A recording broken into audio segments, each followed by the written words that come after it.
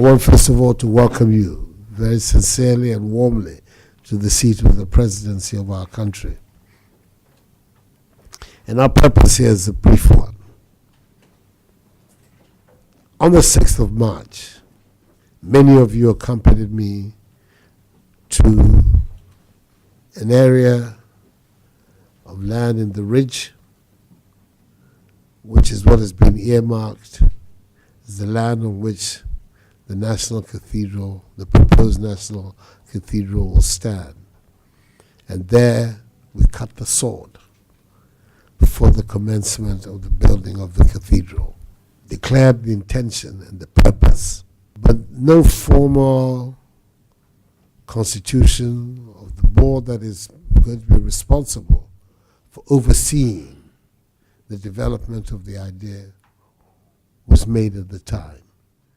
And I thought that it would be appropriate that there should be some formal constitution for the board of the men and the women who are going to be in charge of this exercise. Going to be in charge of it from three critical points of view. First of all, agreeing on the design. Secondly, supervising the construction. And equally important, raising the money for the whole exercise. That's the purpose. Those are the main purposes of the board. Brought you here as leaders of the Christian community, but not necessarily that you're representing the various churches that you lead.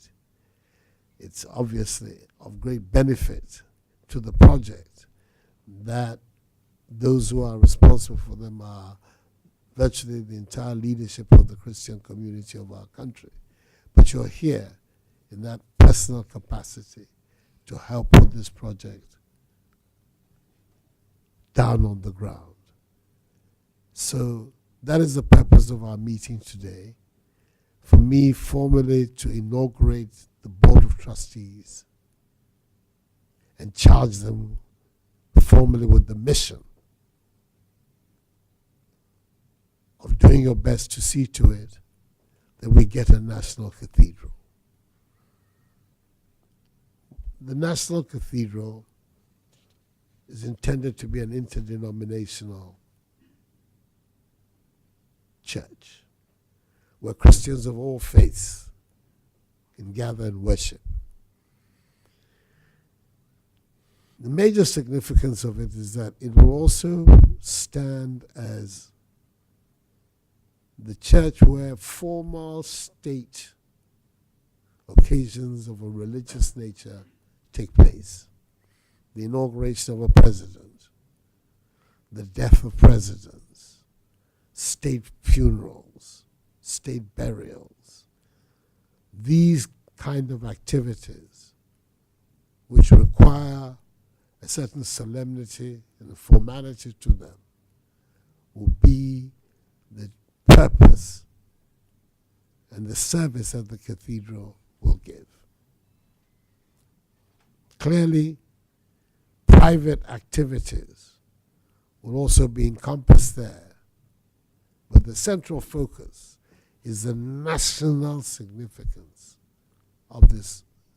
And that is why, to give it that national significance, the state, through my agency, is going to make a donation of land to enable the project to take place and take off.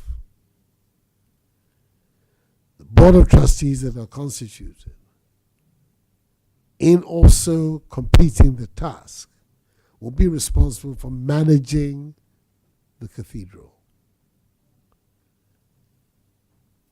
Whatever arrangements are there as to how the priest in charge will be selected and the rotation of it, all of those matters will be left to you.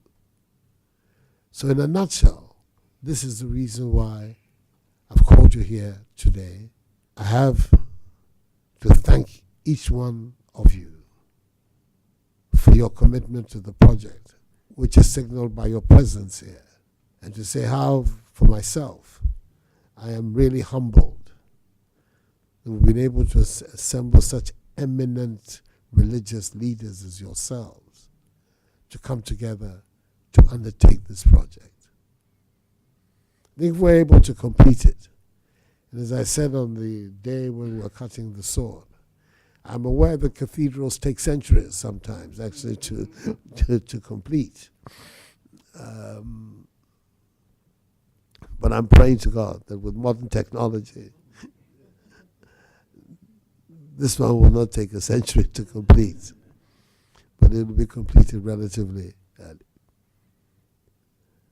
I made a choice of those who would lead the committee, because in these matters you have to a chairman, a convener, and chose the Reverend Asante Entry, past presiding bishop of the Methodist Church, to sit in the chair. Thank you very much. My colleagues who are here, as well as those who are outside the country, to accept this great and heavy responsibility which you, through your vision, have placed upon us to be trustee members for the construction of a national cathedral. And not only the construction, but to manage it.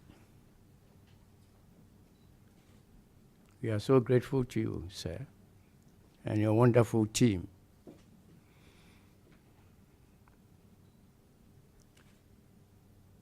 We are conscious of the fact that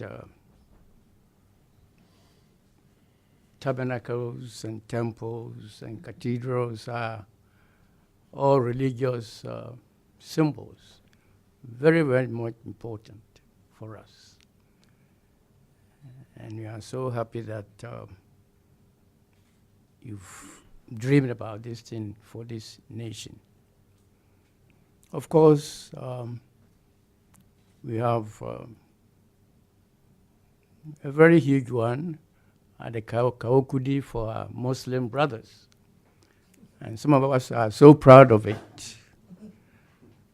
So to dream or have a vision for another one for the Christian community, I think it shows a sign of cordiality between the two major religions in this country. We are conscious of the fact that it has a scriptural basis from the book of Pentateuch, the historical books. All these are enshrined with buildings, cathedrals as a place of worship, and all the others you've mentioned in your address. Historically, in Britain, Germany, all over the Western world, there are so many cathedrals. I was doing some research, and I think we have about 131 cathedrals in the whole world. We can mention two in Africa, Nigeria and Ivory Coast. This one is, I think, is going to be the third one for the African continent. So we see this as a major challenge for us. And accepting to work on this project, I think I can also pledge that my colleagues will work tirelessly for this to be materialized. You've already told us that you have secured a place for us, that's the site. I think after this inauguration, as a committee, we'll be meeting to see the way forward.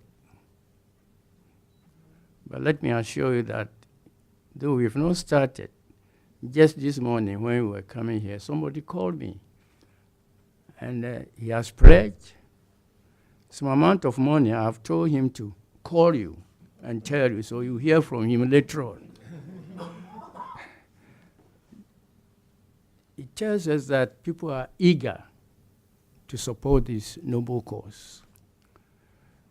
So on that note, Mr. President, we thank you for giving us the opportunity to serve this nation, particularly as part of the 60th anniversary of our independence.